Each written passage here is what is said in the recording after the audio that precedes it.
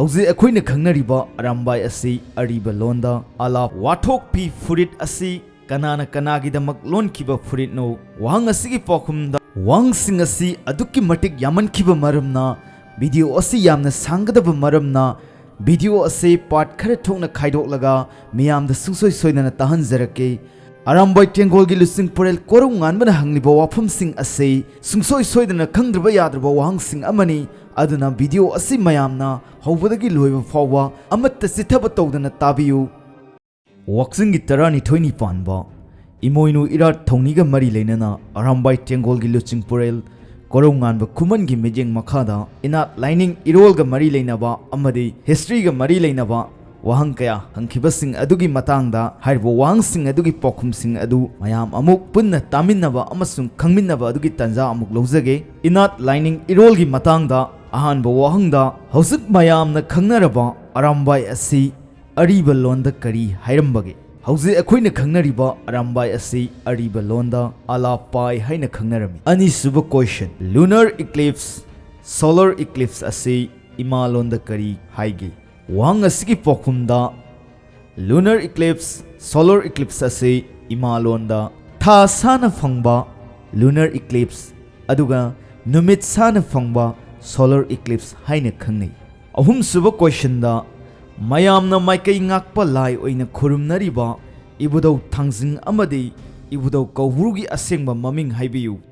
wahang asigi paokhumda ibudau thangjingna sana ningthau tarengba amadi ibudau kawburubuna mipokpa haina kangnai mari suba wahangda sugunuda leiba khana saubo wangbrengi laisingda leiriba lai ahum adugi maming haibiyu wahang asigi paokhumda sugunuda leiba khana saubo wangbrengi laisingda leiriba lai ahum adugi mamingdi yetta ibuda wangbren mayaida lining thau sana mahi amadi oida lokning thau manga suba wahangda maibi makhal kaya subage wahang asigi paokhumda maibi makhal ahum sui makoising adudi sanglen maibi fura maibi langmai natraga nongmai maibi hariba makhal ahum asini taruk suba wahangda wathok pi furit asi kanana kanagidamak lonkiba furit no wahang asigi paokhumda moirang thoibina khambagi-damak lonkiba furit ni taret suba wahangda pawnam hiden kadaida leibage wahang asigi paokhumda pawnam hiden asi kanglagi singkhai turenda lei nipan suba wahangda nongmai asi ariba londa maitai singna kari kaunarambage wahang asigi paokhumda nongmai asi ariba londa kamaran natraga kaman haina kaunarami mapan suba question da ngalingai gi matamdagi maitai singna phusa wansa haibadi chafu yan saduna sizinnarai masi karamba leidagi mawong lauraga sabano wahang asigi paokhumda ngalingai matamda nura khudong lei hariba lei asigi mawong lauraga chafu yan asi sarakibani tara suba question da sana konungda maitai pangal singi wayal loisang leirami kari maming kawi wahang asigi paokhumda